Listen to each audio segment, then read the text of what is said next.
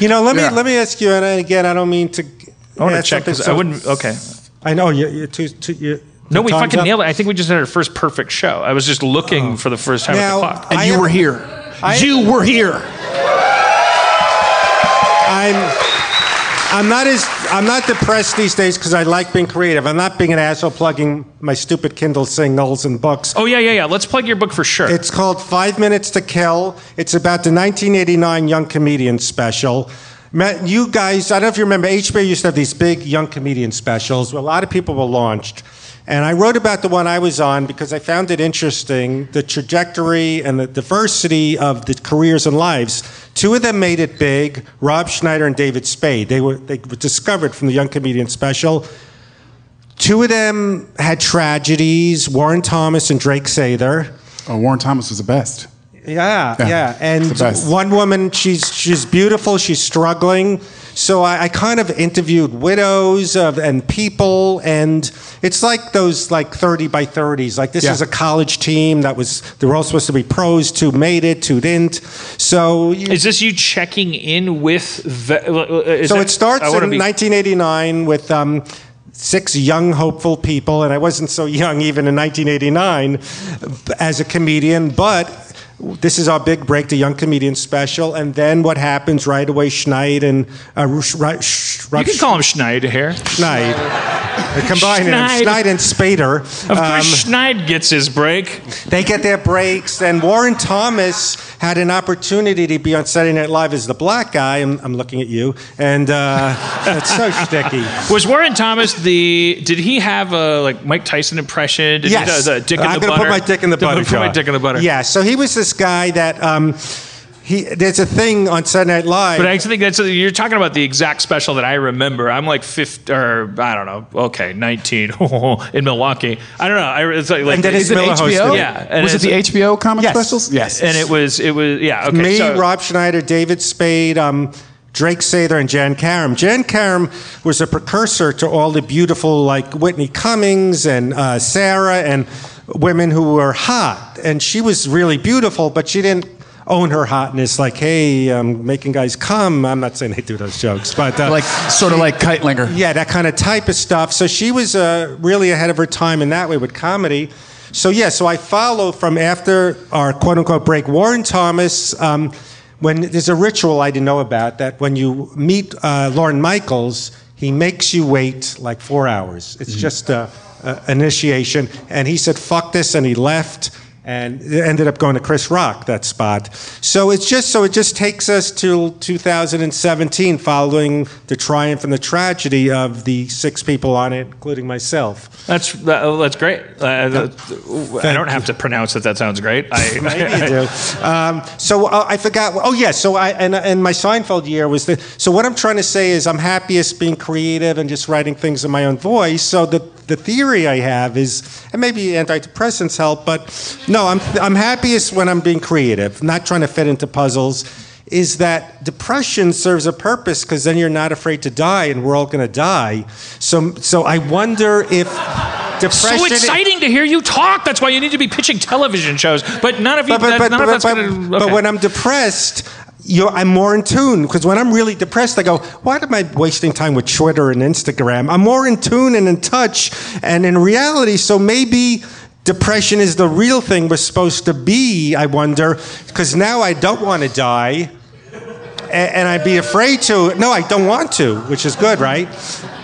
This is the but thing. Maybe, but I'm very depressed. I'm not afraid of it. I welcome it. So maybe depression makes more sense. Does this make sense? Well, depression is practical. Yes. It is certainly, it is more practical than avoiding it, than thinking that it's wrong. And everything's great. You might be, let's say there's 2 types of something for once in our lives. I know we hate saying there's 2 types of things. But let's say there's 2 types of depression. And let's say that the 2 types of depression are unfucking controllable biochemical depression, where, as we all know, if you're in a bad mood and you get a flat tire, your flat tire is the end of your world. If you're in a good mood and you get a flat tire, it's kind of funny you get a flat tire. Right. If you're in a good mood and you win $500 in a scratch off, it's fucking fantastic. If you're in a bad mood and you win $500 in a scratch off, it's like evidence that capitalism has its hooks in you. and so on and so forth. Like mood matters more than fact, especially when you relate it to fact. So I forgot why I was talking about this. Why I got all excited about it. Is it more practical? Because if you to not be afraid of death, but you'd be depressed. If whether or not whichever of those things are true, whether you are biochemically uncontrollably depressed, or whether it's actually there's the other situational thing, which is you know what? There's been 5 bad things that have happened, and it's kind of hard to be in a good mood today. And I was being glib when I said there was 2 kinds, because it's a combination of the things. It doesn't matter. Your bad mood still means the exact same thing, and committing to your bad mood is still practical. The problem is when people connect factuality to their mood. Right. When you say, regardless of the cause of your bad mood, when you say that because of your bad mood, you need to do something, and we all know what the stuff you want to do when you're in a bad mood is. But this is something that we overlook a lot. When you think that that you're in a bad mood because of the shit that happened to you recently, because of everything that your life has been, those are big mistakes. You're connecting shit that may be correlative, but it's not cause-effect. And that's why. But if you can just go, I am in a bad mood. Here's how I feel when I'm in a bad mood. I feel like this, and you write it down, or just feel it so much that you create any kind of snapshot with it. I'm telling you, that snapshot is as valuable to humanity as a photograph from an oceanographer of the Marianas Trench. Because you might be experiencing depths that are no deeper than the person that never went deeper, but you're experiencing depths from an angle that has never been seen. And we need, before we all die, when we will probably die by our own hand, so no matter how depressed you get, why bother killing yourself when you know humanity will do that for you?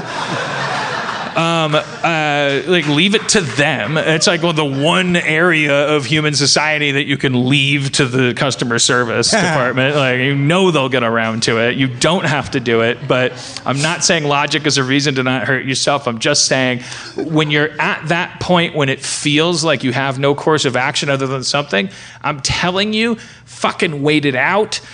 Because you are a sensor that has been shot from God, to look at that spot. It's the spot that only you can see. It may seem unremarkable. No life grows there. It's jagged and unfriendly, and all it says to you is, fuck you, you shouldn't be here. Well, that's the whole point of a probe. Yeah. You shouldn't be there, and you won't be there at some point. You will get out of there, and you will be stronger, and the people around you will be stronger because you got down there and you saw that shit, and you lived down there, Fred Stoller. No, you were a Marianas Trench cruiser. My God. Church.